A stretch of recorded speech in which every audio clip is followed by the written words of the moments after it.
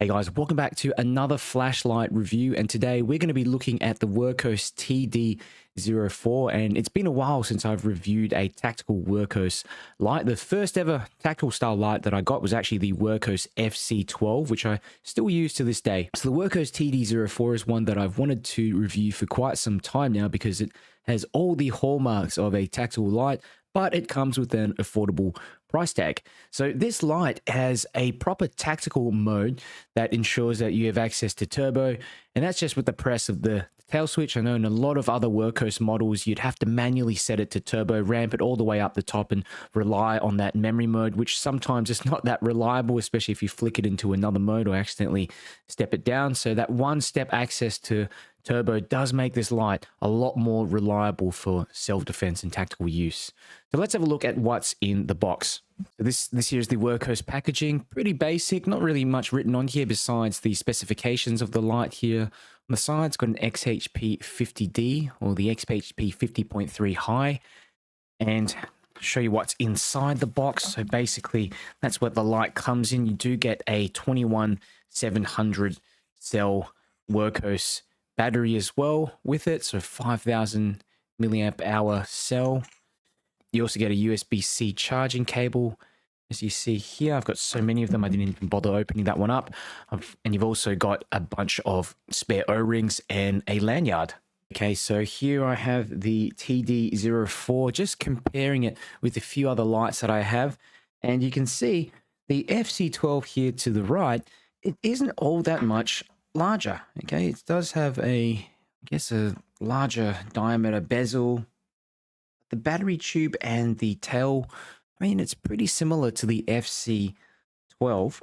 And if you compare it, say, to some other 21700 cell lights, I've got the Nitecore MH12 SE there as well. Pretty similar sort of size. Again, that head is a bit larger, and I think that is necessary in order to focus that XHP 50.3 high. It's a larger die LED, okay, compared to the SFT40. Here to the left, I've also got the Nitecore P23i. All right, so kind of nearing the size of the P23i, but definitely the head is a little more narrow, making it more comfortable to carry in the pocket. Phoenix PD35R. Having them side by side, really, I don't think they're different in size. It's really just the bezel, and apart from that, I'd say they'd feel pretty similar in the pocket. All right, here is a little close-up of the Wurkkos TD04, and overall I would say there's good quality machining, especially at this price point. They just keep getting better and better as time goes on, and they improve their lights, taking feedback from the flashlight community. That's something that I think Wurkkos does very well. And you can see there's these deep cutouts for the knurling. Reminds me a little bit of the TD02, actually. That same knurling pattern. It's got a grippy matte black finish as well. It's this new anodizing that Wurkkos are using, which I'm really liking when compared to some of the older style anodizing, which is here, like on the FC12. That's an example. It's quite slippy. Not a big fan of it, so it's good that they're using this new stuff now. There's also a metal side switch there, okay, which I really like, just is more durable, and you've got a rubber tactical tail switch here on the back. Clip is also made of nice kind of rigid steel. It's better than the ones that I usually find on other budget flashlights. I think that's important because when you're carrying it around the pocket and you pull it out very quickly, sometimes, you know, if that clip is just not strong enough or not rigid enough, it can detach from the flashlight. So yeah, you don't want it to get caught in anything. Look under the hood there and you can see that XHP 50.3 high sitting right at the bottom, paired with an orange peel reflector, which is pretty common with a lot of these larger LEDs, especially when you've got a smaller reflector like this. Just helps to focus that beam, remove the donut hole. A bit of crenulation around the bezel as well, which is nice. And there is also a glass lens on the front. Like I showed you before, this light takes a 21700 cell battery. Also has a USB-C charging port here on the back. And yeah, the rubber port, pretty decent. It's thick, and yeah, I don't see that really coming out in an accident unless you're really snag it on something. Okay, so I want to talk a bit about the UI, and this is the interesting part because there are two UIs or two groups that you can select in this light. So there's the step mode or their tactical mode. So basically how to switch modes is that you got to turn the light on and press and hold that side switch for 3 seconds. I'll do that later just to show you when I switch into tactical mode. But in order for that side switch to work, the back switch needs to be on. There's a mechanical switch there. So in the step mode, basically you just turn on the light from the back. To switch modes, just press that side switch. There's 4 steps here. So eco, low, medium, high. You can double press as well to access turbo. Triple press for strobe. And then you can double press from strobe to access an SOS and also a beacon mode here. Okay, there's a hidden mode as well. So if you have the light off, press and hold the side switch and turn it on, and you do have a proper moonlight mode. Now in this step mode, it cannot remember turbo. So it remembers all those other 4 modes, eco, low, medium, high.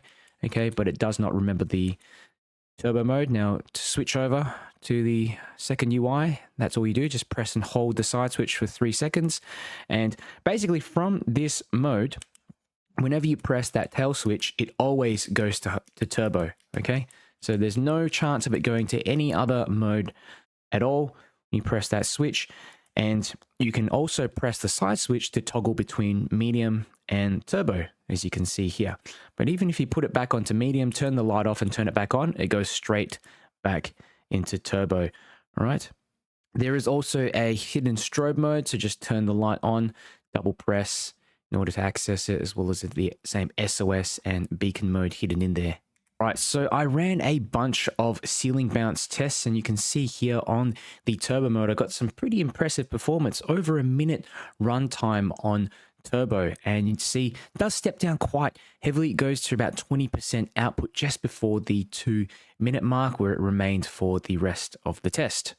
Ran a second ceiling bounce test on the high mode, which was 1,200 lumens, and I got over 2.5 to 3 minutes of runtime on that 1200 lumen mode before it steps down. And you can see it stepped down after that point to about 50% output for the rest of the test. This is a third ceiling bounce test that I ran on the medium mode, and you can see here pretty much starts out at 100% and drops very slightly to about 95% by the 30-minute mark, but pretty much maintains that 400 lumen mode. Here are a bunch of tests that I ran with my Opal Lightmaster Pro, and these are all figures based on switch on. You can see here with the turbo mode, I got 335 meters of throw, and even on the lower modes like medium and high, 100 plus meters, 200 meters of throw, which is pretty impressive for a little light like this.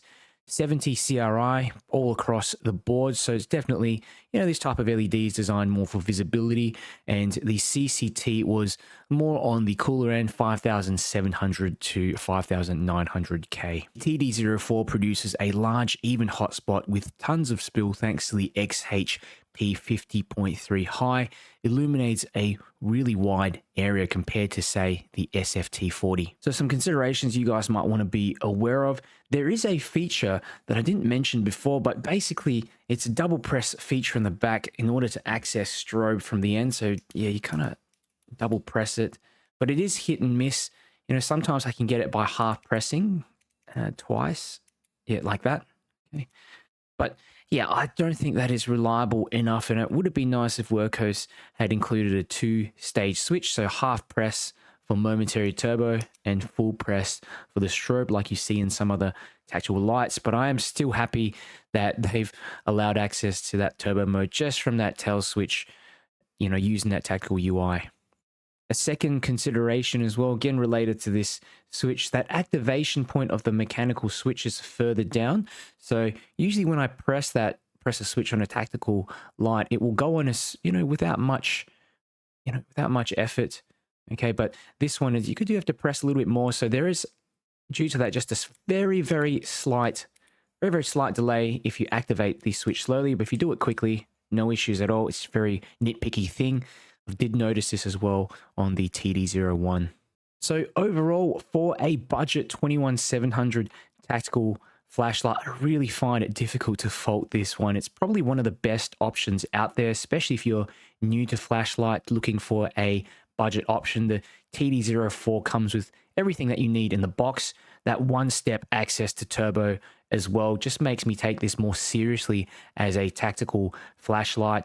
You know, the ability also to change that UI to make it go into those general modes, those lower modes as well, does make the light more versatile than other tactical lights, in my opinion, that just have one or two modes. So if you're interested in getting one of these, go ahead and check the link in the description. I have a special discount voucher there. If you have any questions, let me know in the comments below. I'll get back to you. And if you enjoyed this video, do me a favor and click the like button. It's one of the few ways my videos get recommended to people. And if you want to see more flashlight reviews and news, make sure you subscribe. All right, I've got the Wurkkos TD04 and straight onto turbo. And super impressive. Because of that orange peel reflector, you really get a nice blend between that center hotspot and the spill. The beam is reaching all the way to the back of those trees. We switch over to the medium mode. Okay. The medium mode is still decent enough as a walking light. It's not picking up on camera as well, but I'm still able to hit that tree right over there on the right hand corner. Back onto turbo.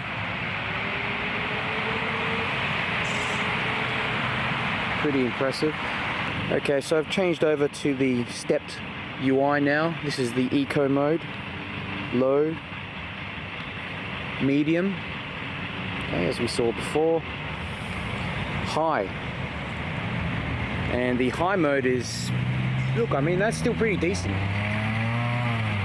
Still reaches those trees out the back. But if we bump that up to turbo, I mean, that is very impressive. I like how large that hotspot is as well. And I can see why some people just prefer orange peel reflectors. In this sense, it just more of a balanced beam, but you really get the best of both worlds with the XHP 50.3 and this light. Lots of throw, lots of spill, and no artifacts in the beam.